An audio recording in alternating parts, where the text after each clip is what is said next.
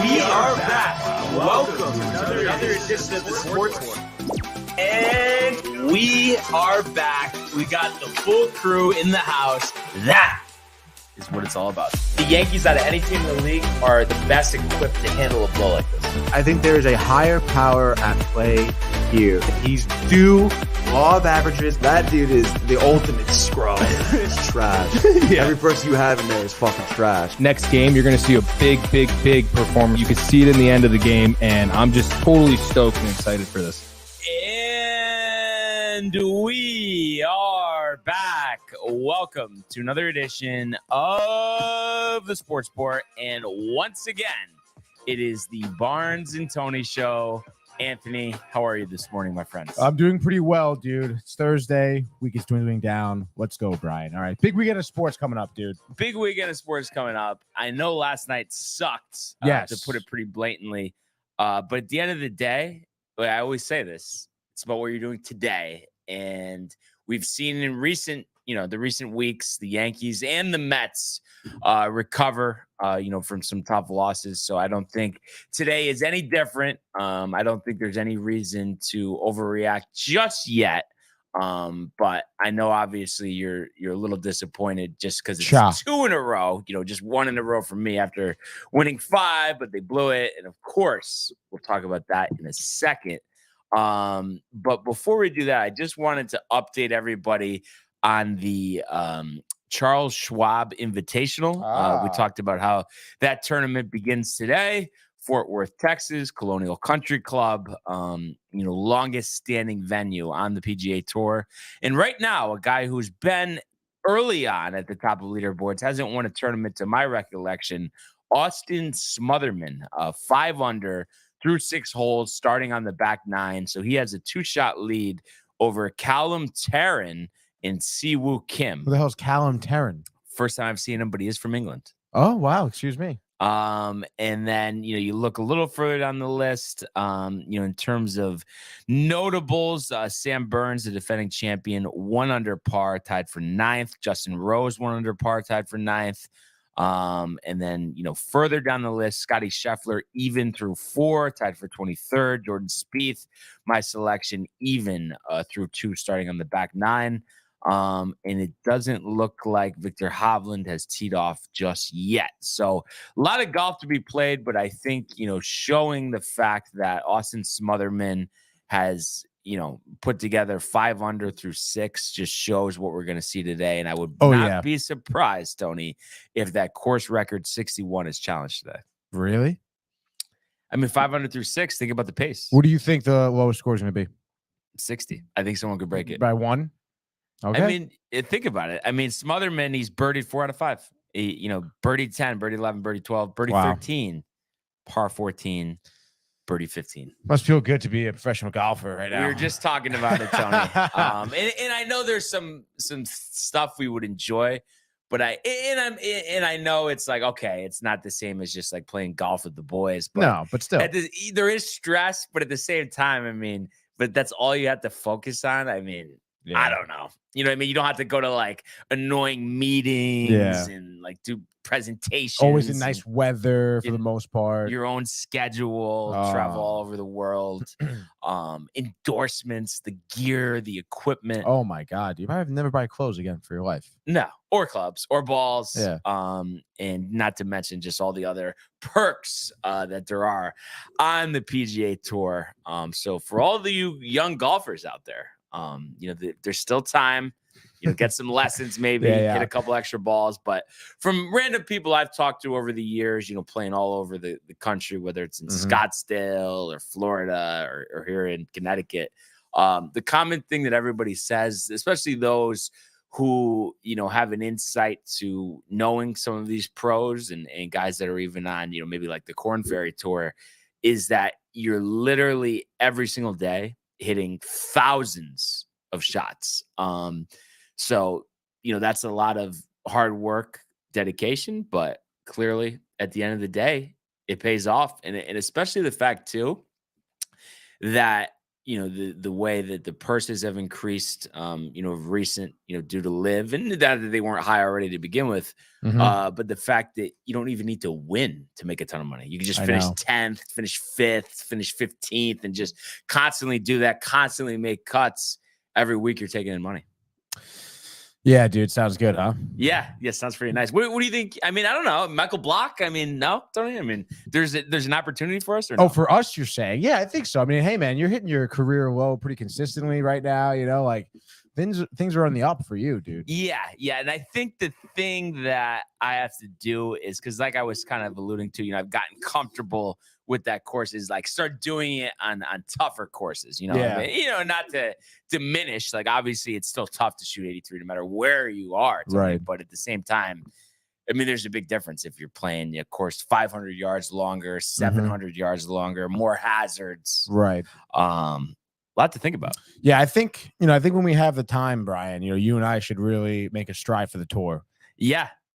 I mean, I really like it. I really just can't imagine it, honestly, just how awesome it would be. And for the guys that would moan and whine about what's wrong with the tour, and even the guys around Live now, and we get it, you got all your money and stuff, but they constantly attack the tour. It's like, do you realize that you are where you are because of the tour? Right. I mean, it really, talk about a lack of appreciation. I know, dude. You get no respect around here anymore. Dude. No, but that's common everywhere you look, unfortunately. Michael Block hasn't teed off yet. 2:28 Eastern. We will see him out on the course. Victor Hovland, 1:44 Eastern. So, all right. Like I said, a lot of golf to be played. A lot of golfers have not teed off just yet, but I am looking forward to catching this one. And it's crazy too how quick with the schedule the way it is, before we know it, we're going to be talking about the U.S. Open at LA Country Club. And I'm excited about that. And I think that's where you come into play, Tony, because of the time difference. West Coast, I mean, the coverage is on until 10 o'clock at night. There's your opportunity to catch some, 8 o'clock, 9 o'clock at night. That's exciting. Having a beer. Jay probably riled as well. Wow. Yeah, definitely. This is next weekend? No. So actually, let me get the schedule out here. I want to say it's middle of June. Okay. Yeah, let's see. So next week is the Memorial, Muirfield Village, Dublin, Ohio. Jack Nicklaus's course, June 1st through 4th. RBC Canadian Open from Toronto, Oakdale Golf and Country Club, 8th to the 11th. And then the United States Open, Los Angeles Country Club, North Course, June 15th to 18th. So Championship Sunday, one day before my birthday. How about that? That's so nice, dude. So I think, right? I mean, that's probably one of your best opportunities, the West Coast golf. Yeah, I think so, dude. I'm pumped. And I love it, like on a Thursday night. Like, you're just chilling anyway. Yeah, that's sick. And then toggle back and forth with the baseball. Yeah. Can't beat it. No, you really can't. And then the following week, Travelers Championship, which I'll be going to. So wow, that's pretty good stuff right there. How'd you get tickets to go to Travelers? Just buy them? Anybody could just buy them, but my buddy, he always goes with his dad, and he was like, "Oh, you want to go?" And I was like, "Yeah, I've never been to a yeah, sure, yeah." No, but I mean, they're not free tickets. Right, like I'm saying, right. anybody could buy a grounds pass. Right. So it'll be interesting though. I don't know what to expect. I mean, I understand that, a lot of times you're going to follow a group or several groups of golfers. A lot of walking involved. Of course, though, as you would know, a lot of beers involved as well. So, and I'm sure it'll just be so cool to see these guys in action. But do you think there's any part of me, like, let's say it's a nice day, I'm watching it, enjoying it, but then wishing I could, get out on the other side of the ropes, hit a couple shots? Yeah, dude. Would they let you just walk around with your clubs, you think? No. But I mean, do you think that'll be tough, or you think I'll be okay? Like, it's not going to be, because all the professional golfers there, I'll be enjoying it. Yeah. But there's going to be a sense of me just. Oh, you're going to have an itch. Yeah. For sure. But dude, you're going to have a great time. Are you kidding me? It's going to be so much fun. Yeah. So I'm excited about that. I would think that you think they would allow the GoPro in there? I mean, people are recording stuff all the time. I'm sure you could, dude. Yeah, I'm sure you could. Normally, they just don't like the big, like these big cameras. Yeah, brought in. So as long as they allow that, I mean, that could turn into a pretty good vlog. That's an elevated tournament, so all the guys will be there. Oh, it's sick. Hell yeah, dude. So definitely pumped about that. Pumped for the U.S. Open, and I guess I could just look it up now, but I was listening to PGA Tour Radio, Sirius XM 92. earlier, and Brooks Koepka, not first, not second, not third, but fourth shortest odds to win the U.S. Open. Wow, really? Like, don't you think that's a complete lack of respect? Yeah. What do they think? You're just going to implode? I guess. Although I will say, I don't know. I mean, I don't know if you saw him at the Panthers games these past two games with his wife. Yeah. Yeah. I don't know. He seems a little like, he's partying pretty hard, Oh, really enjoying the win. Yeah, but come on. You really think that's going to get in the way in all seriousness? I don't know, man. Maybe he's like, oh, I did it. Now I can just relax and chill. I want you to. Kind of like your mentality. I can come in 10th now and still make some good money. No. But Tony, you know how I am. I want to win. I want to win more than anybody. So I want you to display your growth in the golf game, the game of golf here. So give me the three guys ahead of Koepka, odds wise, to win the U.S. Open. I know you could name it like the back of your head. All right. So, all right. Well, I want to say John Rahm. Yep. Right, is one of them. He's number one. Okay. Actually, co-favorite. Co-favorite, really? Yep. And I'm sure you could guess who the co-favorite is. Is it Scotty? Correct. Let's go. And then number 3. Mm-hmm. Don't get too cute with it. Don't overthink it. Yep. One of the biggest names out on tour. Spieth? No, he's way down there. Yeah, he's 25 to 1, and this person is 9 to 1. Biggest name on tour. One of them, yeah, known as like the voice of the tour. We've talked about him so much. Come on, we talk about like it's not Jason Day, is it? No. Victor Hovland. Tony, when Who I is say it, dude? this, Just you're gonna be say it. No, I want you to think harder. A guy he's accomplished a lot before, been a little while. Finished last season pretty good, but looking for that next. I can't believe he's dying for a major, Tony. I mean, if that doesn't give it away, I don't know what does. Who isn't dying for a major? Colin Morikawa. Did you forget Rory McIlroy existed? Oh, come on. Yeah, I thought you had those easy in the bag. I said, don't overthink it. And you're talking about Spieth and Day. I mean, come on, Tony. They played pretty well. Well, at least Jason. So what's your thoughts on couple shekels, Koepka 12 to 1? Yeah, I figure why not? Is that going to be like his next appearance for PGA, basically? Yeah. I think there's a live event this week, but that doesn't matter, obviously. Yeah, I think that'd be a good bet. And looking at these, I mean, we talk about these paydays, and I know 150 golfers, whatever, big field, tough to do, but the fact that you can get Dustin Johnson at 28 to 1. Yeah, that's pretty crazy. He won at Oakmont back in 2016. Jordan Spieth 25 to 1. I mean, I get that. I mean, tougher course, but still not bad. Hovland at 22 to 1. Cam Smith at 22 to 1. Jason Day at 35 to 1. I mean, I think those are pretty good. Yeah, I would say so. So I'm curious just to kind of wrap up this conversation. So if you had to pick one, I'm going to give you 5 options here. So you could have the top 4 guys: Rahm 8 to 1, Scheffler 8 to 1, McIlroy 9 to 1, Koepka 12 to 1, or you could have DJ 28 to 1. Which one would you take? Oh, geez. I'd probably take one of the top 4 guys. But you had to name one. Oh, I have to name one of them? Yeah. Odds play into it too. Not who you think is going to win, but that plus the value. I know it's tough. Obviously, he's not going to be the best value, but I guess give me Scheffler. Okay. Yeah. I mean, he's been very consistent. Yeah. And I know, I mean, you think about, I don't even know the last time that somebody won back-to-back majors. I guess actually maybe Koepka. Trying to think order of sequence. So PGA. Okay. Yeah. So probably back in 2018, he won the PGA and then the US Open, or was that before they switched the schedule? But either way, 2 majors in a year. I mean, it definitely is Brooks Koepka. McIlroy is the last person to do the last 15 years. Back, yeah. But Koepka just 2 years won the PGA and the US Open. But no, I meant back to back. So that just shows you, I mean, that was what, 10 years ago? Yeah. Or 11 years ago. But I have to say 12 to 1 is too tempting for Koepka. Yeah, you would take that? So dialed in. And don't you feel like he's on this like revenge tour now that he got his taste at the PGA after struggling for years? Yeah, I can see that, I guess. Who do you want to see win it, I guess, from a fan perspective?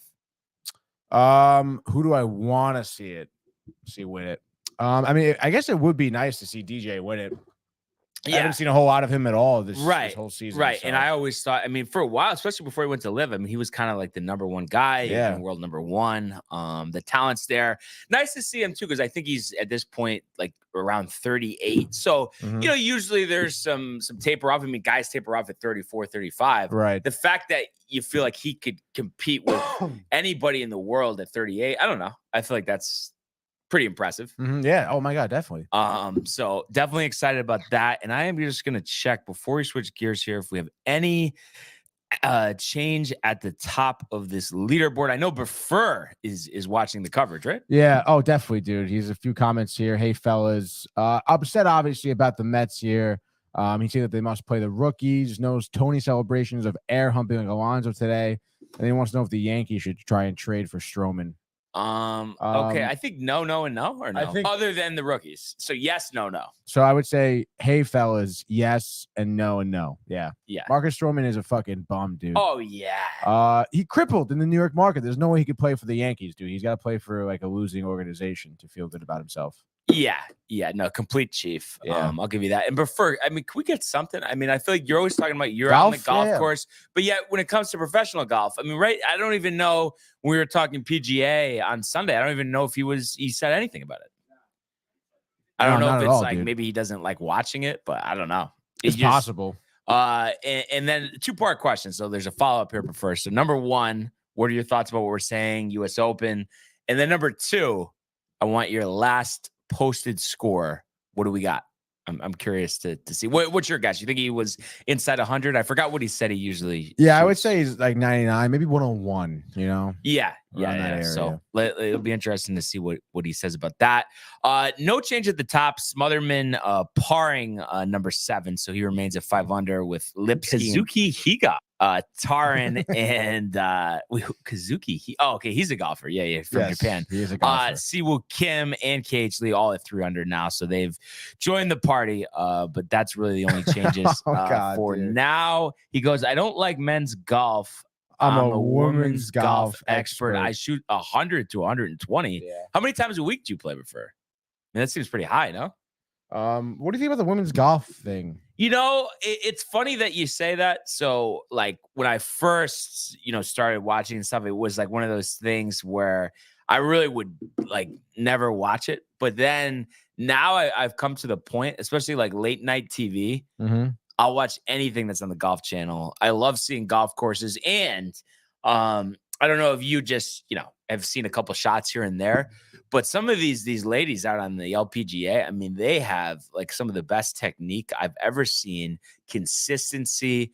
So I can appreciate that. I definitely can appreciate that. No, yeah. I've like bumped into some women's tournaments. I mean, it's still golf, it's not like there's a significant like difference in terms of play. I mean, they make some very skillful shots for sure. Of course, they're not driving or hitting the ball as far, but the short game, which we know how important that is, is always strong. Isn't there some American golfer too who's like super popular right now? I remember like seeing an advertisement. Her face was like posted all over it. I was like, oh, there's a golfer. Dude. Oh my God, Nelly Korda.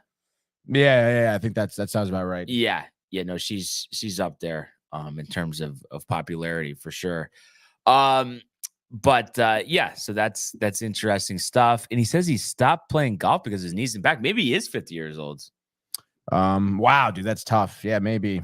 I'm sorry if that's the case, Prefer. Yeah. We hope you can rest up soon, maybe get back out there. Yeah, stem cells, dude. Stem cell research. Yeah. Who knows? But that being said, Tony, let's go now to the world of Major League Baseball.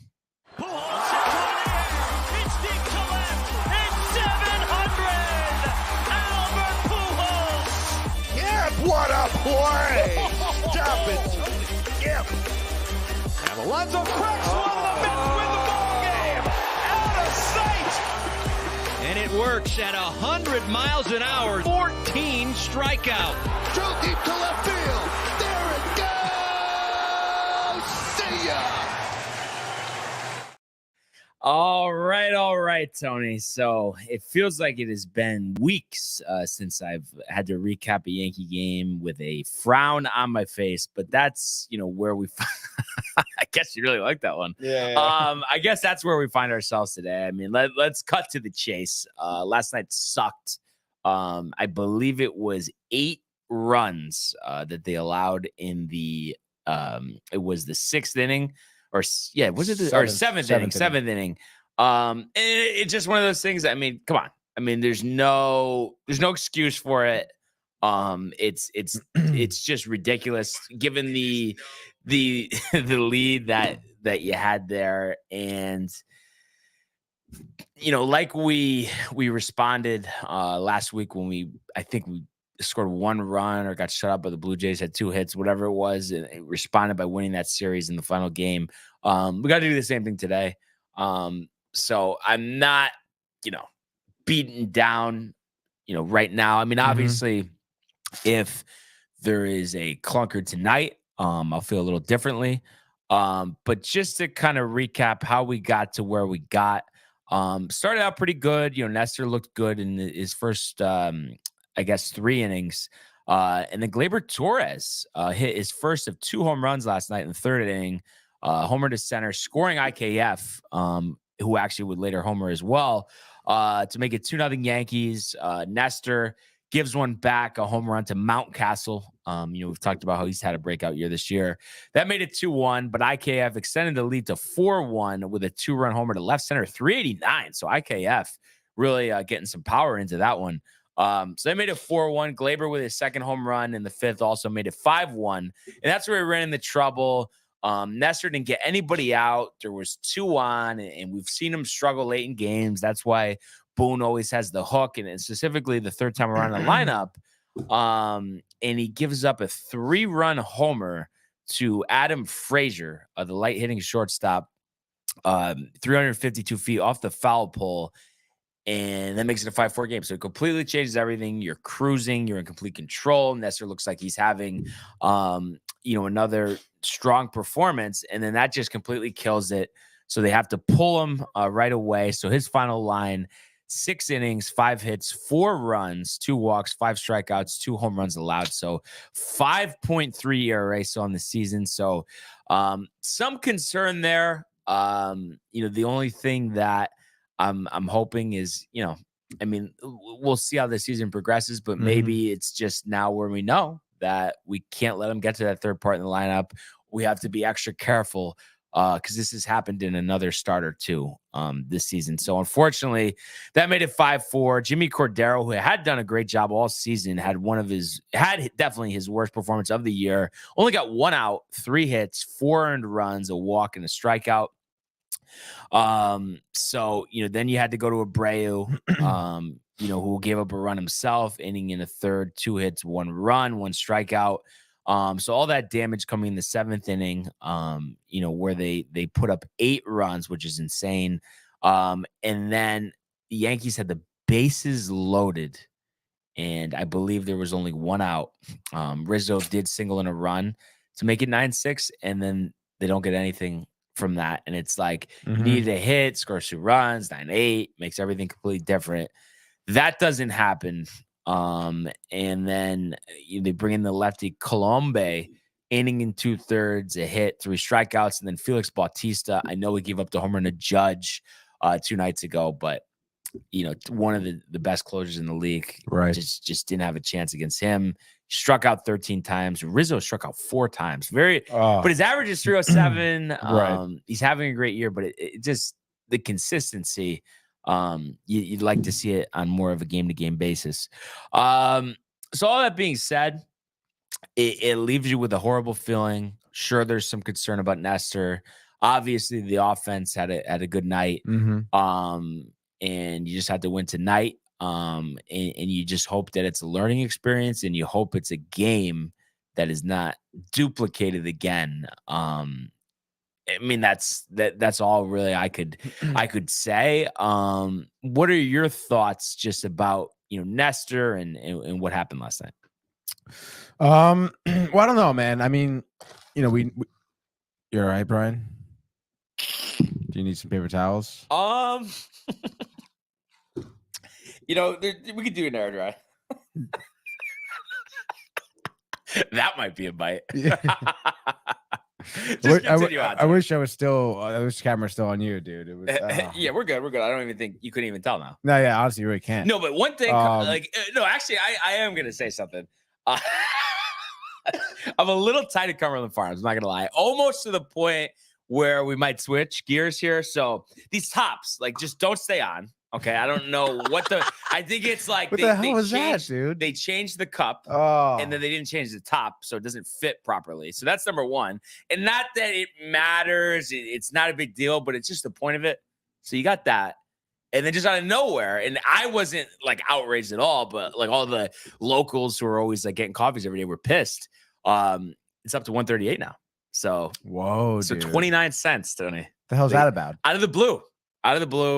Keep up with costs, I'm sure. I think it's a nationwide thing. Somebody was trying to tell the person they're going to go to a different Cumberland Farms. They're like, it's not going to be different anywhere else. Yeah. Oh, my gosh. It's amazing. I mean, I never thought I would see people so outraged about 29 cents. I mean, well, because that's just how it starts, dude. All of a sudden, it is how it starts. It's like 2 something, and then it's like, well, what the hell? Yeah, that's what I'm saying. So a price increase or two. I mean, we're gonna be at the same as getting Donut Inn or Starbucks. I mean, maybe Starbucks is a little far off, but You know what I'm saying. The gap is narrowing. So something to keep an eye out for. But I mean, make a goddamn lid. I mean, come on. Yeah, that's tough, dude. Honestly, even sometimes like Donut Inn, sometimes their lids for the iced coffees only though are kind of whack. The hot coffees aren't that bad, but I mean, are you kidding? Are you kidding? Dude, that was. But anyway, Tony. What do you think? I mean, Nestor, the collapse. I mean, I don't know, man. About? I'm a little worried about Nestor. Yeah, definitely for sure. Yeah. Rizzo striking out. He'll be fine. Those guys will be 3 home runs fine tonight, probably. Nestor, again, like I don't know, man. I mean, given his track record, he was great coming back onto the scene for the Yankees rather, last season and everything, but I don't know, does he really like have what it takes? I mean, this guy is someone who really worked his way up to the majors, showed signs of struggling early in his career, was cut, multiple times, like maybe like there was a reason for that, but I would imagine, I mean, the pitching staff over there for the Yankees could work with him a little bit because I mean the stuff has to be there. It's somewhere, right? What's his issue? Like location or no? But like I was saying, I mean it's been there. It's just the fact late in the game you stretch him a little longer. Third times with the order is where the trouble starts. So it's like, why not just cut that off at the knees and don't let him get to the third time in the order for right now, and then we can revisit that. But he pitched great up until that 3-run homer. I mean, he allowed 1 run. No. Through 6, done. Quality start, done. Like. I don't want to see him pitch in the 7th for a month. Yeah. That's tough, dude. And so when the Yankees too, were having their issues, the offense wasn't going, and we know that the offense has been going. It was going in this game. So that's why I don't know. I just feel like overall, some of the whole parts, Tony, bullpen rotation, pitch is going to be fine. You just had a tough night on that end. Yeah, for sure. I think the Yankees will pick it back up. Like you said, it's been a while since I feel like you were talking about a bad game from them. So the only slight concern, they always say you're only as good as your next day's starting pitcher. Who is the next day's starting pitcher? Take a guess. Schmidt? Yeah. Oh, that's all right, dude. It could be worse. But could it be? I don't know. We got Carrasco starting tonight for us. You would trade us Carrasco over Schmidt? I mean, you don't now. Swap jerseys. You don't think Matt Blake could work some magic with Carrasco? I don't know, dude. Oh man.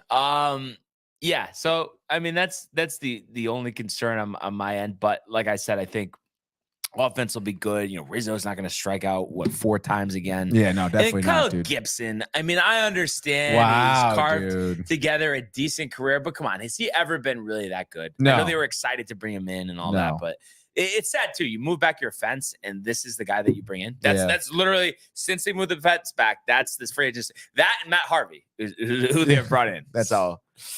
That's kind of tough. It's not great, dude. Yeah. When you look at Gibson, I mean, so his career ERA is 4.5. It's 4.27 this season. And he's had, he's been in the league since 2013, and he's only had 3 seasons where his ERA was under 4. Wow. So, I mean, constantly getting pummeled. Yeah, really, 5 ERA with Philadelphia. Do you remember the Mets beating up on him last year? Yes, I do. So 176 hits in 167 innings. This year, 62 hits, 59 innings. And do we have home runs? How many home runs? Doesn't say. ESPN.com, not Baseball Reference. Dude, they are so weak, ESPN, dude. Yeah. They're But anyway, so I know Schmidt, probably in jeopardy of giving up 3 runs, possibly even 4. Oh, yeah. But Yankee offense should be able to match what they did last night at the minimum. Yes, I do agree. So I think it'll be up to really the bullpen here. Yeah, which, I don't think they used really their top guys last night. So it'll be all right. Who'd they use last night? Abreu, and then Cordero. Oh, that's right. Yeah, Cordero. And then I think Ramirez, maybe. Oh, yeah, dude. So come on. It's all good. Tough one. Took it on the chin. But on to the next one. And we'll talk more about that in a second. And speaking of taking it on the chin, Tony, what happened at Wrigley yesterday? All right. So nothing really good happened at Wrigley yesterday. Yet again here, Brian, struggling against a team like the Cubs. We had Marcus Stroman on the mound against Kadai Senga. And you know what? Senga looked pretty cool, calm, and collected. I will say, we talk about the extra day rest and everything. First couple innings were pretty standard for Kadai. You give him a couple of hits, maybe for the first couple innings, but again, for the most part, he was locating his fastball. I think he had a couple of strikeouts the first inning on his fastball. The forkball was looking good. Even mixing in his cutter and everything like that. Good movement. And such. And then on the offensive side, it was pretty quiet. Stroman actually started out pretty hot. I think striking out someone in the first, and then it was just ground outs and fly outs, typical, contact pitcher attitude here from Stroman. Third inning, though, is where things got kind of interesting. Top of the third, we got Alvarez. Kind of actually starts off with a single, and then Alvarez comes up and cranks a 2-run homer off of, I think it was like a slider that was up and in on Alvarez, and he was able to just get his hands around quick enough and kind of pull that ball to left field with the wind blowing against him, mind you, went 390 feet. So showing a lot of power, it was Alvarez. You're Alvarez. You're fully on board. Fully on board. Of course, dude. How could you not be? Yeah, how could you not be at this point? The clubhouse loves him. He's got a phenomenal bat. Pitchers love him, dude. Like, pitchers love throwing to him, which is great to see. And the guy's got a tremendous attitude, great work ethic, which is, it's really great to see, especially from the catching position. There's really no way around, trying to fathom an idea of sitting him back down. Right. So you'll have to see that. And obviously you wish him the best and keep it going here. So third inning looking great for the Mets. Innings, inning ends, I think, like Lindor flies out, and so does Nimmo, whatever. But you're up 2-0. You're feeling kind of good. You got a little offense going. Kadai, up until this point, was doing really well. And then third inning comes. I think it's a leadoff walk. Like, he walks Suzuki, gives up a hit. And then Swanson doubles to right field. It was a ball that he pulled like kind of perfectly right down the foul line too. So just like dribbles into the corner of the ballpark, like, of course. And then, Nico Horner, the second baseman, who's got some speed, was aggressive on the bags, rounded third because he probably knows in the back of his head, oh, well, Marte's not going to be able to make this throw. So he scores, making it 2-1. And then from there, it was just RBI double, Tauchman RBI single, bringing runners in. And then what was a 2-run lead, and all of a sudden now you're down 3-2. Senga just looked so hittable. All of a sudden it just seemed like what looked good in the first 2 innings started collapsing around him. His fastball was getting hit. His forkball was getting hit. Batters were laying off of his forkball that was out of the strike zone, forcing him to throw pitches in the strike zone and then hitting him. So I don't know, dude. It seemed like, batters on the Cubs lineup at least made a little bit of adjustment, and Senga just couldn't handle, like, I guess, him making that adjustment. It just, again, like, the first couple innings he was throwing his fastball well, well located, hitting corners, 95, 96. And all of a sudden, like that third inning, I mean, it was like a fastball over the middle of the plate. And it's just like his location was gone. And again, like once I feel like for him watching once batters like lay off his forkball, he tries to go to his fastball. And if it doesn't work, it's over, bro. Like there's nothing else. But do you think he's missing location, or do you think he's bugging that he needs to throw a strike and that's why it's right over the middle? Probably a little bit of both, dude. Yeah. For sure. Because he kind of like, again, a lot of times, he throws that forkball and they're balls, dude. So all of a sudden he's behind in the count. Right. So I'm sure the pressure comes on.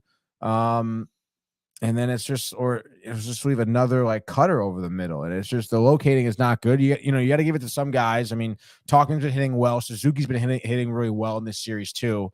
There are some batters who are, they're going down and digging for the forkball and pulling it, opposite field or whatever. But it's just not good that his stuff is becoming so hittable. And, he doesn't give you any length really. His final line is 5 innings, 6 hits, 3 earned runs, 5 walks, and 6 Ks. Threw 106 pitches after 5, so it wasn't even like you had to get him out of there. Drew Smith comes in the 6th, gives up a solo shot. I think it was like a slider that was hanging over the middle of the plate, which for Drew Smith, I mean, obviously we talk about so much of him just throwing fastballs, so pretty interesting to see that breaking ball over the middle of the plate. I forget who had I think it was Horner in the 6th, making it 4-2. And of course, Stroman actually ends up having a good outing here. He last 7 innings, I believe. Just double check here. He last 8 innings, actually. Giving up 4 hits, just the 2 earned runs from that Alvarez home run. Only 2 walks, obviously only getting 3 Ks. For him, he was, doing what his strategy is, which is, forcing a lot of ground outs and fly balls. There was a couple big spots where, a Met batter grounds out double play. I think Kana and Alvarez both did, double, inning ending double plays. Like, Stroman did pitch really well, I guess, only threw 88 pitches too. So, he was incredibly efficient. And then, their closer, Matt Leiter Jr., which is Al Leiter's nephew, actually. Or no, Mark, I think, right? Mark, Leiter? yeah, Mark, not Matt. So, he's been a great closer too. He's been their best closer. I think he's like a 1.7 ERA or something. Wow. I think he's like 40 strikeouts over like 29 or like 31 innings or something like that. I didn't think he was that good. He's really not that great. I mean, he's like 31 years old. He's been in the league for a while. This is like by far his best year. From what research I've been doing on him, but still, that's great. Closer, good for them. But the Mets just couldn't get anything going. They only had 4 hits on the night. Obviously, Alvarez was a bright spot. You love to see that. But top of the lineup here, Nimmo, Lindor, McNeil, all 0 for 4. None of them struck out, by the way. It was all ground outs and shit like that. Alonso was just 1 for 3. Alonso got caught too in a poor base running situation in the 4th. Gets picked off because he went to steal second, but I guess there must have been some type of lack of communication because I think it was Beatty, or I think maybe Beatty, like he swung at it and flew out to center, and Alonso had stolen. So he he ran to second, slid in, and by the time he looked up, like he didn't know what was going on, and then ended up getting tagged up at first. So that was kind of tough, dude. And then of course, Marte was 0 for 2, Vogelbach 0 for 3 with 2 strikeouts. And then Alvarez was the only bright spot in the 9th hole. He was 2 for 3, obviously with the home run and 2 RBIs. So you love that from him. But as a whole, the Mets need to find a way to hit Stroman. Yeah. Or at least like somewhat battle in the at-bats here. Ground out. At least just try like foul pitches off. Make him throw a lot. He threw 88 pitches over 8 innings. It's not good, dude. You have to somewhat, you need some type of strategy to get to Stroman there. And it's like kind of bullshit anyway, because the man is hittable. Like we saw when he was on the Mets. And of course, Stroman I don't know if you saw the amount of shit he was talking during the game. He's like yelling at the dugout and whatnot. And of course, screaming on the field after innings or whatever, dude.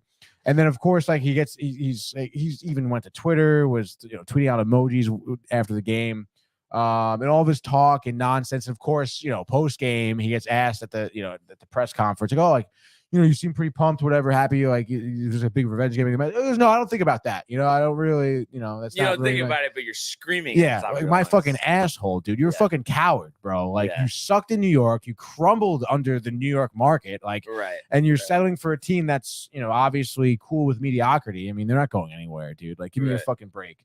Like, what a loser, dude. Honestly, and such a stupid fucking loss that the Mets just couldn't hit. I don't know. It was stupid, dude.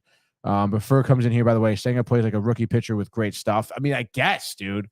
Is his stuff really that great? I mean, the man, like, dude, 5 walks over 5 innings, like 6 hits. Like, I don't know, dude. It's not good. Like, it's like, how do you not be consistent? I don't understand how you throw 6 innings of 1 earned run baseball and then you just suck the next outing. Like, what is that? I don't understand that. No. But Fur also says Yankee road to the playoffs are full of great teams. All the AL West, AL, and I'm assuming he means AL West and AL Central. NL teams are not that good this year. Yeah, I think a lot of NL teams have been underwhelming. I mean, honestly, the Phillies have been one of them. The Braves have been great, obviously. I think in terms of the NL side, I mean, of course, Dodgers. But I think in terms of the NL side, I mean, no one really expected, I think, the Rays to be good or the Orioles to be solid. Those are probably 2 teams that came out of nowhere that were really good. So, it's interesting. And Michael says the Yankee season is an emotional roller coaster for Barnes. Yeah. And like I said, it's not a dark day today. But please just take care of business tonight. That's all I ask, Tony.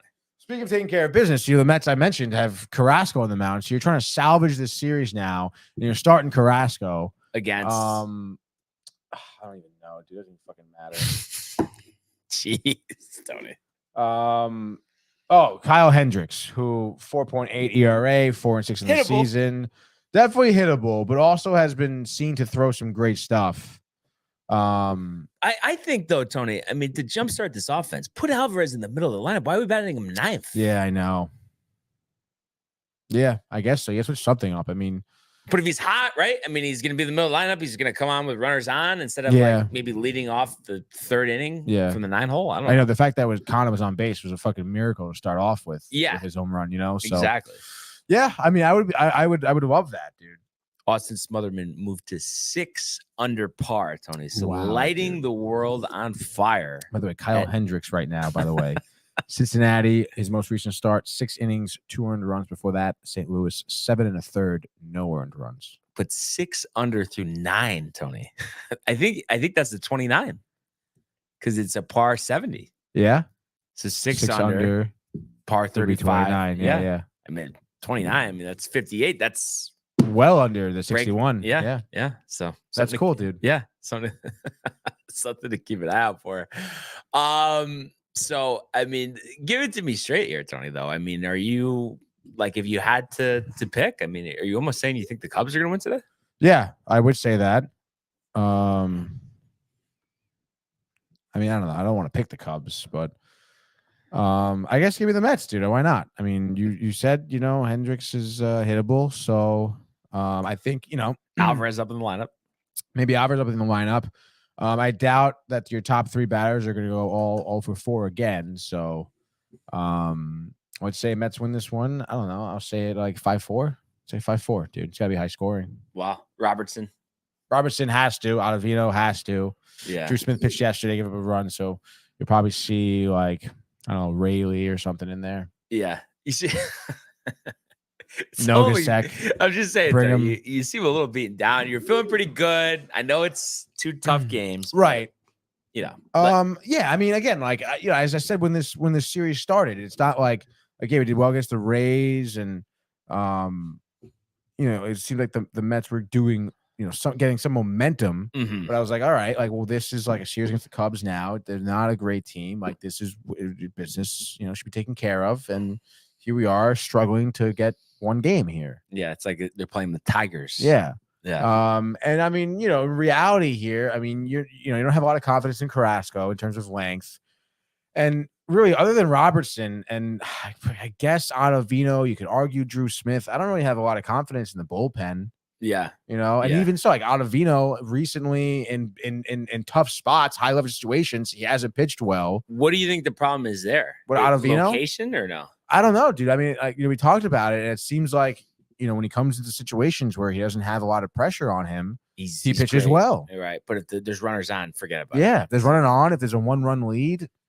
Especially the movement, the slider, dude. Sanchez behind the plate. I mean, you could see what might happen. Yeah. You know? I would think he'll be back in the lineup today. Throw him a bone, right? Like not at catcher, but DH. I mean, you might as well, dude. You have to not start Vogelback. Like that's probably your number one task for today is to not start Vogelback. Put him on a treadmill. Yeah, something, dude. Give him a dietitian. Where's the nutritionist? Like, it's fucking team, bro. That's the things they spend money on. These other shiny objects, but they don't. Keep track of something basic like that. Yeah, Alvarez almost lost his chain yesterday. Actually, it broke while he was catching. Mets need to win 4-2 in this 6-game road trip. He's saying they need to win 4 in a row. Yeah, need to go 4-2. Or wait, 6-game road trip. I'm blanking. Who did they play before this? Washington? No. I know. I'm kind of blanking too myself. After Tampa Bay. It was Cleveland. Cleveland. Okay. Oh, and they were off. So, but that was in Cleveland. Yeah. Okay. No, that was at home. Oh, was it? It was in city. Okay, so who do they play tomorrow? I think they go to Colorado. Oh, okay. I gotta double check here. That should jumpstart the offense. Let's see. Cubs. Oh yeah, so they're gonna go to Colorado. Tomorrow night they got a game, and then obviously Saturday, Sunday, and then they're back home against the Phillies, who have been kind of performing a little lackluster. Yeah. So opportunity there. Trey Turner, dude, blowing it. Yeah, I think I saw some stat where he had more RBIs in the World Baseball Classic than he does now. Sometimes there's a parallel, like the Home Run Derby with that baseball classic. Crazy. So I think the Yankees will return to their winning ways. I don't think it'll be because of Clark Schmidt. It might be in spite of him. So I'm going to say on an optimistic side, as far as he's concerned, I'm going to say 5 innings, 3 earned, 5 strikeouts. But the offense, Gibson early. I'm going to say Judge 3 for 6 today, 2 home runs, both of them off Gibson. And I think, Rizzo, I could see having 3 hits, Glaber, maybe 2 hits. The Yankees are going to put up some runs this game, to the point where, Bautista and Cano, they're not getting in this game. And they're going to take this one. I'm going to say actually 9-4 over the Orioles, get the series win, and just keep moving forward, Tony. That's the whole key here. And I mentioned this earlier. I just want it to be similar to that Toronto series where that loss was pretty bad, the 3rd game of the series. Yeah. But they just kept, they kept their head down, took care of business the next night. And then you got the Padres coming to town this weekend. And I feel pretty good about that. And it's like, you have to ask the question with the Padres, Tony. I don't know if they lost 5-3 to Washington last night. They're under 5. It's like, I get they made that run in the playoffs, but other than that, they've been below mediocre. What's their deal, dude? It must be a bad clubhouse. Yeah, I guess so. I felt like they were all good, though. I feel like Machado was doing so well, and you bring in Soto again. I thought it was like a recipe for like success. Soto has been highly disappointing. Yeah. I feel like it sounds like everyone has been. Yeah. I was just going to take, so they're 22-27. I'm going to just do a little stat checking here. I know Michael Wacha has been on a heater pitching wise. But just taking a look at the sortables here. So Bogart's 256, 762 OPS. Soto has a 901 OPS, but he's hitting 257 with 9 home runs. So I guess he's been better. Cronenworth's hitting 210.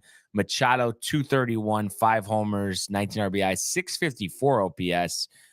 Trent Grisham back to his non-playing against the Mets ways, 191. Tatis in the 29 games that he's come back has hit 7 home runs and is hitting 258. Cruz has given him 3 home runs. Matt Carpenter 4, but hitting 198. So I think it's a combination, a lot of low averages, and not everybody performing at the same time. I think that's really what it is. Yeah, and also, it kind of seems like some of their pitching has been lackluster. I think Yu Darvish the 3.67 ERA. I mean, it's not horrible, but I mean, I think you'd expect better from him. Over 54 innings, 44 hits, 7 home runs, 17 walks. Walker's been their best pitcher. Yeah, Blake Snell too, 5.4 ERA. Snell, it's terrible, dude. He's cooked. Lugo, Lugo has been getting popped recently after a decent start.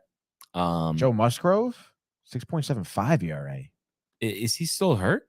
I think he is. I mean, well, he's just 5 games started. Yeah, so he must still be hurt. Says he's active. Really? Maybe he just got back or something? Last start, 5 innings, 6 hits, 4 runs. When was it? Against Boston on Saturday. Wow. Not and great. He gave 4 runs against the previous Saturday versus the Dodgers. So yeah, after a really strong season last year, it's surprising to see that. So yeah, they're underwhelming. How about Hader though? Hader's been good, other than that home run to Mookie Betts on Sunday Night Baseball. That was his only home run given up this season. He's got 27 strikeouts over 20 innings. 20 games played, obviously. So, are they going to bounce back today against the Nationals, or probably not? I could see that, dude. I just feel like who's pitching for the Nationals? I didn't even check that, and I just was assuming they're playing the Nationals. I mean, I doubt it's a 2-game series, but I would have a tough time picking them just because it's like, I mean, what can we count on the Padres in terms of winning at this point? I know, not a lot, obviously. Let's see, this Thursday, dude. Snell versus Irvin. Young, I think he's a young guy. I honestly would take the Nationals. Get the juice as well. Yeah, it's true. That's what you're taking for your next pick? No, it's your pick. That's my pick? Yeah, it's your pick. All right, dude. What's your pick? I think I'm gonna go with I'm gonna go with Milwaukee tonight, I believe. Milwaukee's been on a little bit of an uptick in terms of play, honestly. They took 2 out of 3 in Houston, and they're on a 2-game winning streak right now. They haven't given up a run in 18 innings, actually. They shut out Houston back-to-back games, 6-4 or 6-0, and then 4-0. So scoring 10 runs in their last 2 games. So I just kind of like that. San Francisco is another team where it's like, can you really count on them to get wins, honestly? Milwaukee has an undecided starter right now. So you imagine maybe bullpen game, but I don't know. I think they can handle it, and I think their offense can handle Scott Alexander, the 33-year-old lefty with a 4.42 ERA. He's a bullpen guy, so they're throwing out a bullpen to start.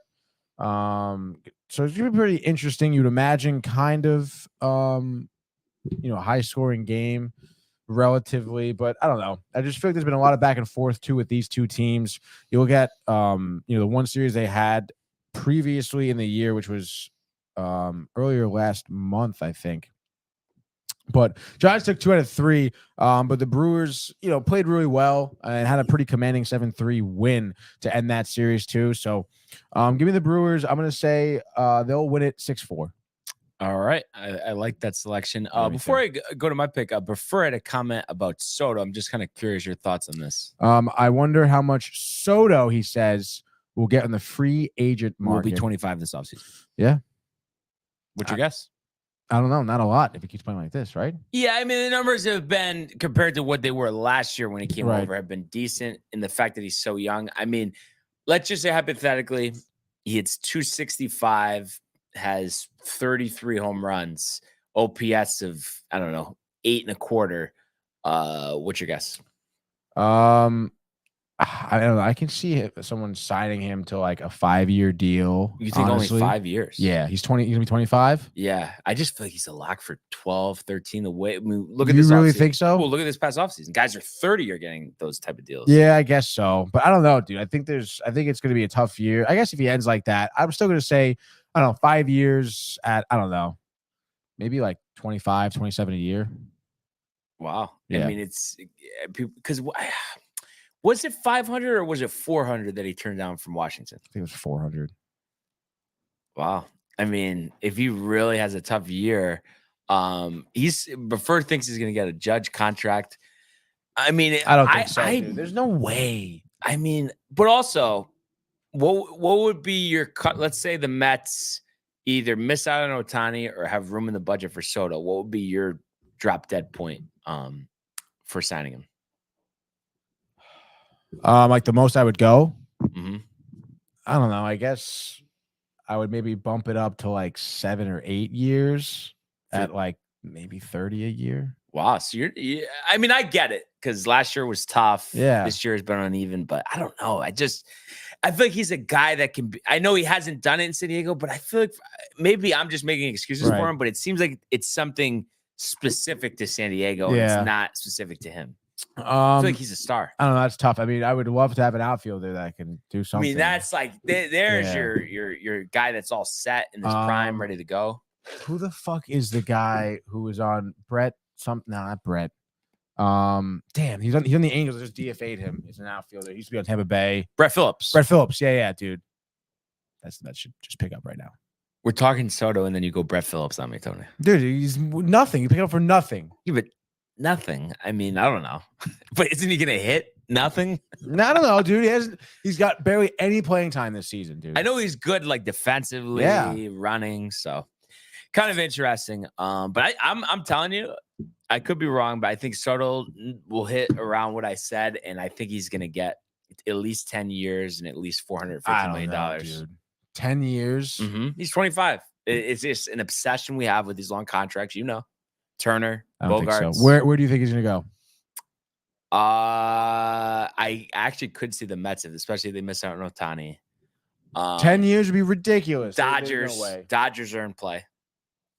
I just think San Diego has a losing record, misses the playoffs. First of all, Melvin's going to be canned. And I don't know how. I think it's AJ Preller. I don't know how he keeps his job. All the money that they put into this team. Oh, my gosh, dude. Really crazy. It goes along with like the Yankees and the Mets not getting the job done in the postseason. I just can't figure it out. Don't get it, dude. So much talent. Yeah. But speaking of talent, but a lack of talent, the A's have their series finale hosting the Mariners. Wow, dude. You've taken them twice. I took them, I think, the first game.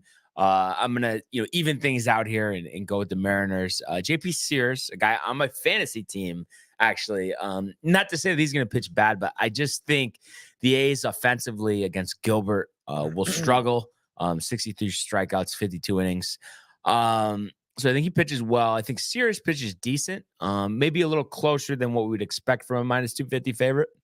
Mm-hmm. But I'm gonna say the Mariners, courtesy of 2 Jared Kelenic home runs, are gonna defeat the A's 5-3 to complete a 4-game sweep, get the 26-24, keep with that upward trajectory, and get to the point of a playoff team that we expect them to be. Love it. Well, you're right there. The coffee, dude, is fighting back. Yeah. Did you take the Padres at all? No one even touched that game. No. We were just talking about it. No. Okay. My next pick, I'm gonna go with the Braves here. I think they're at home tonight against the Phillies. Drew Dodd, I think it is. Dylan Dodd on the mound for Atlanta. Young dude, I think he's like 24, 23, whatever, dude. 6.46 ERA, 2-1 in the season. Not great, but got absolutely hammered against the Padres, ironically enough. Gave up 10 hits, like 6 earned runs over 6 innings. But other than that, like St. Louis took care of business. I think Miami took care of business too. So, against tougher, decent lineups, I should say. And Philly is another team that I was talking about was struggling. I still can't believe Kyle Schwarber just hits a lot of home runs. He's got 12 home runs this season. And he's under 200, 170 average right now. So ridiculous. I think they can do well, honestly, against Philadelphia, who just struggled against Arizona. And the Braves just dropped 2 out of 3 against LA. They're back home. Maybe they want, a nice revenge spot. And I just think Atlanta, their lineup can certainly produce more offense than Philly, especially against a guy like Aaron Nola, who, has had some bright spots, but I still feel like he's been a little inconsistent this season specifically. So give me the Braves, and they win it 5-3. Solid. What do you think about first saying should the MLB take away the pitch clock in the postseason? No. Yeah, I think it's fine. And honestly, it's almost to the point where I've somewhat forgotten about it. Yeah. Most people, I think most pitchers, there's not really any issue anymore. Yeah. And it's do we really want to see them scratch their ass, or do we want to see them throw the ball? Yeah. And it's and even if you do it, is the pace of play really going to change that much? Probably not. No. They're probably just going to be with how they've been all season. And I don't know. Maybe I'm being delusional, but I just don't think they're gonna like let like a game be decided on like a pitch clock violation. I think there's gonna be a little more leniency. But obviously, too, people are going to want to make sure that doesn't come into play. Right.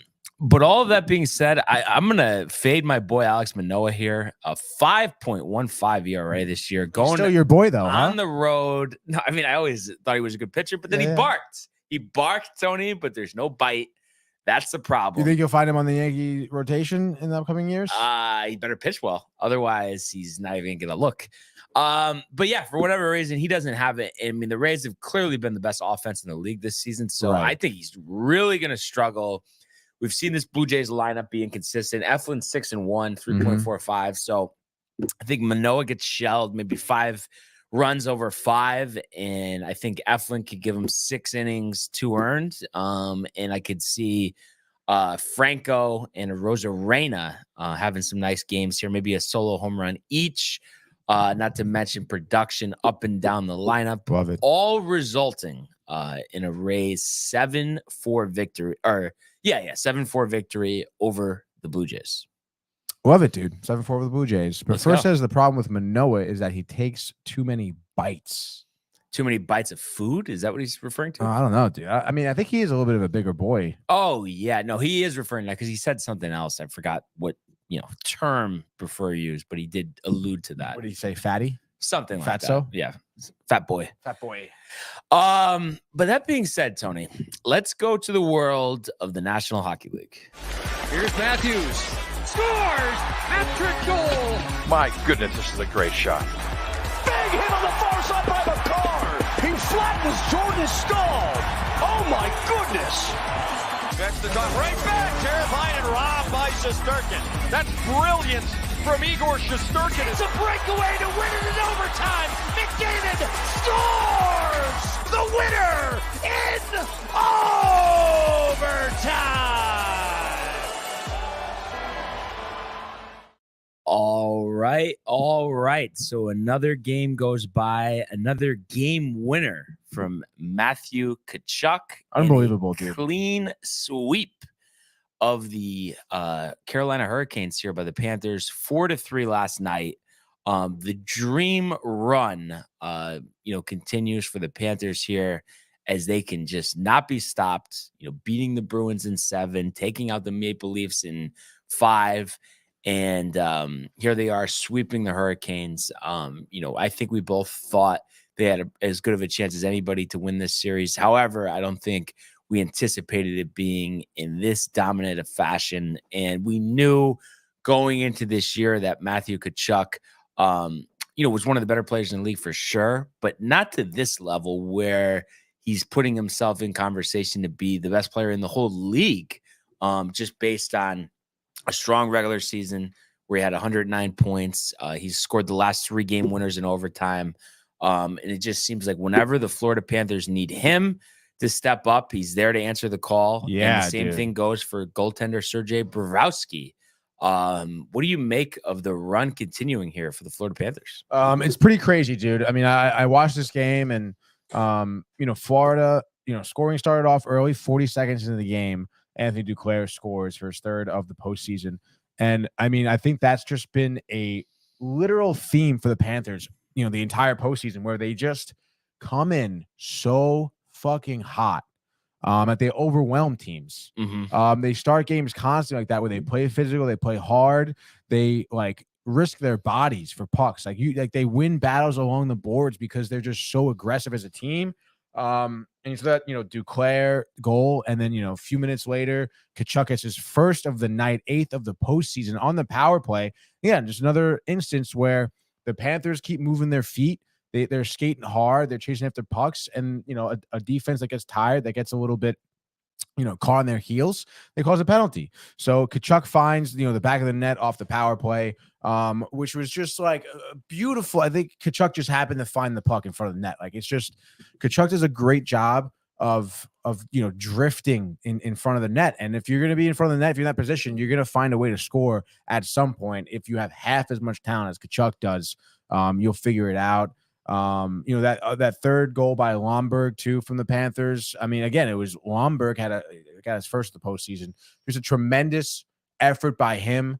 Again, winning a battle along the boards in the offensive zone, keeping the puck in there, keeping the Hurricanes on defense. He dumps it in. I think like Barkov or Stahl gets it or something. And where does Lomberg go? Who just made that play? He goes to the net. And then he finds the puck, and that's wide open.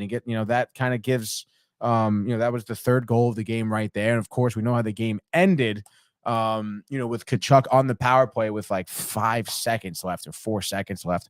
Again, that was really the same deal. Like Tkachuk found himself in front of the net, had a little bit of time and space, and utilized it. And they found the back of the net. Obviously, for this game and for the series as a whole, the Hurricanes coach said it too. I mean, either one of these games could have went either way, really. A lot of them in overtime. This game specifically too looked like it was going to go to overtime. And I don't know, man. I mean, that last goal by Tkachuk, there was definitely some contact with the goalie for sure with Anderson. Was it reviewed? It was reviewed, and they decided to call it a goal. It was like the contact was like before the goal, and it was just like a stick to his leg. And I guess they decided, even the guy, when they were like, oh, like we're gonna bring in our analyst guy from New York to talk about whatever. That guy was like, it's not going to be enough to overturn. Like it was before the puck was even shot. Like it didn't really, like you don't. It's not like Anderson gets knocked down or anything. So seemed like it was the right call. Definitely tough to go out like that, especially after you had Jesper Fast tying the game up like a minute before that. What looked like to be a strive for Carolina to win one in Florida too. Which, I think if Carolina won that one game to go back to, Carolina for game 5. I mean, obviously, it's tough to try and dictate what would happen, but I mean, hey man, momentum was swinging the other way. If Carolina won this game in overtime, it would have definitely changed the series in terms of how far it would have went. But yeah, I mean, you got to really tip your hat to Florida again. They're just a really gritty team. I'll say this again. I've been saying all postseason. No one has found an answer for the Tkachuk line. Like no one's been defending him well enough. And that is obviously evident in his performances in games here. Look at team stats. I mean, Carolina seemingly did everything right. Outshot the Panthers 39-24. Out hit them 33-22. Faceoffs were basically neck and neck. The one thing where Carolina faltered was 0-4 in the power play. And I think I talked about this 2 games ago. Carolina, you have so much talent on your team. We've seen how quickly you can pass the puck too. Like you can find open space. You can beat Bobrovsky. Right. And I feel like analysts this entire postseason have talked about it too. Like Bobrovsky is a little weak when you shoot him up high. If you go over the glove, over the blocker. And you didn't really see Carolina utilize that a whole bunch. 3 goals and 5-on-5. That's great. But 0-4 the power play. I mean, again, entirely different game. The Panthers are 2-for-4 in the power play. That's a 50% of success there. But everything else was basically right there. Of course, the Panthers, as hard as they play, they do block a lot of shots. Their forwards are constantly clogging up shooting lanes and risking their body. About Mark Stahl too. A lot of the defensemen are not hesitant to get down on one knee and throw their body in front of shooting pucks. 24 block shots.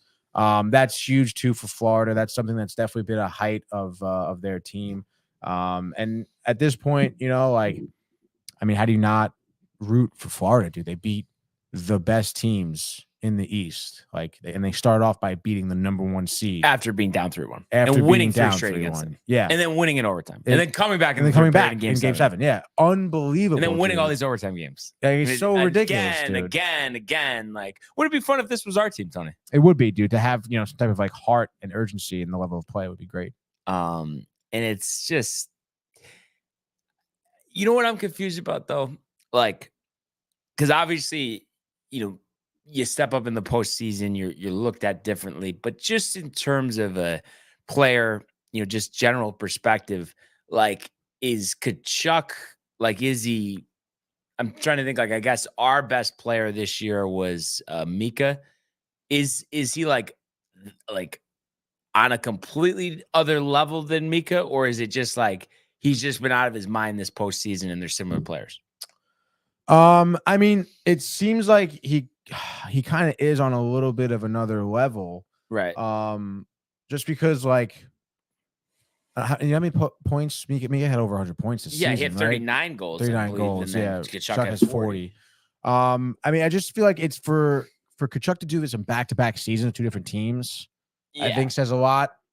You know, again, like you look at his season last year with Calgary, that was kind of like, and these are seasons, by the way, that he's kind of, you know, been having. You know, you look at his last full season before last year, which is back in 2018, where he played 80 games. You know, he had 77 points. The year after, he played 69 games. He had 61 points, you know, and then that last year with Calgary, 82 games, 104 points, 42 of them coming from goals. And then this year, he only missed 3 games and had more points than he did last season. So the it factor. And that's maybe what we're missing. I mean, he's plus 29 on the ice, too. Unbelievable. I mean, obviously, Florida has a solid team, too. 6-game winning goals throughout the season. Clutch. He is. That's what it is. He's literally clutch. And unfortunately, is Mika? Yeah, I know. And you look at his postseason, he's got 21 points alone in the postseason, plus 10 on the ice, 9 goals, 12 assists over 16 games. He has 21 points. Like, that's ridiculous, dude. You know, spends a lot of time on the ice. 4 game-winning goals, by the way, this postseason. 4 goals coming from the power play. 5 power play assists, dude. I mean, he's got ridiculous stats this postseason. And I think it was kind of culminating from last year, dude. I mean, you saw a significant uptick in his level of play carried over to this season with a new team. That's really hard to do. And then just postseason, like to have your eyes on the prize and just have that focus, I mean, I think is pretty crazy. I mean, I feel like all the guys this postseason has really stepped up. Verhaeghe too. Barkov has been, you know, unfortunately overshadowed by Verhaeghe and Kachuk. And Barkov was like one of the best players, dude. Like ridiculous. You know, you're getting a lot of contributions from Montour too, that defenseman. Anthony Duclair has been doing well. Sam Reinhart, Bennett too. Like it really is crazy. And of course, you know, you can't obviously knock Bobrovsky. I mean, 2.21 goals against this postseason is pretty crazy. He's 11-2. Yeah. So only lost 2 games this postseason. That's how you win a title, playing like that. Ridiculous. And a couple of things here. So I saw this, which was interesting. Since the Hurricanes won in 2006, they've lost 12 straight conference finals. So they've been swept the last 3 conference finals. Speaking of sweeps, prefer when the Golden Knights have to close it out tonight in Dallas, but says the Golden Knights will sweep the Panthers. No which way, I think dude. is ridiculous. And that's a prefer, trying to get a reaction. But I do think the Golden Knights will sweep the Stars tonight. Do you agree, sir? I mean, yeah, it's really tough, dude. Again, like you look at what the Stars were looking like, you know, the last game. I mean, you know, with Ottinger not really playing well, and then of course, like you know, Jamie Benn getting suspended. They don't have a captain. They don't really have a leader on the ice. Ottinger seems like he could be kind of a you know, a wild card in terms of what he could look like. I really don't get like how he started that game, like the last game. Like, just wasn't on it. Like, I don't know what he did. They might have blew packed it, dude. Might have packed it. Clearly Jamie Benn did, because he fucking blew it. He got 2-game suspension. He's not playing this game, so it's over for him. Even if they win this game, like it's not, you know. Yeah. And I don't think Dallas is going to win, unfortunately. So I guess the Knights will complete the sweep. Looking forward to seeing it. Yeah, I know. Yeah. And let's see. So other than that, just wanted to give one more update here. Not much has changed. You know, Smotherman still at 6 under through 10 holes. You got Lipsky and Taryn tied at 4 under. They've completed the front 9 and are on the back now. You got a few guys at -3, Ryan Fox, Siwoo Kim, Sam Burns moving up the leaderboard. So the defending champ looking to go back-to-back at Colonial, 3 under through 8. And Michael's guy, Ricky Fowler, 3 under through 7. So some low numbers out there, Tony. Yeah, dude. Can't wait till we're out there with them, you know? We will be. Last question. Confidence level in the Mets today. Very, very slim. Give me a number. Percentage at 100. I don't know. Maybe like 22. Oh, I'm gonna give him a 40%. I don't know. I just think Carrasco's due to like at least give him 6 innings, 3 earned. No, I mean, would you be happy with 6 innings, 3 earned? Yes, I would. And then let the offense pick up the pieces, right? Yeah, no, that would be 2 runs last night. I mean, I think if you get only 3 runs, that puts us in a position to win. Yeah, so go do it. Yeah, right. Let's go. But yeah, other than that, anything else you wanted to mention here on the way out? I don't think so, dude. Yeah, just another great show, of course. Phenomenal show. Really appreciate everybody tuning in, continuing to comment, like, and subscribe. All the archives on the YouTube page. Tony, Michael, Renee in costume. All of the episodes of Sports Port, Screen Time, The Dream is Free, Gaming Corner, The Mighty Morphin Power Plumbers, the Yankee Stadium vlog, as well as Spring Being in the Air, Jim Nance, DowntimeTV.com. Get your merch. We want everybody to enjoy the day, enjoy the games, enjoy the golf. Let's go Yankees. Let's throw Tony a bone for the Mets, and we will see you. Mania. Hey guys, Tony here from Downtime TV checking in. I want to thank all our fans out there who's been liking, subscribing, sharing our content. You guys are the best. You guys are our bloodline. You make us love what we do. Thanks again.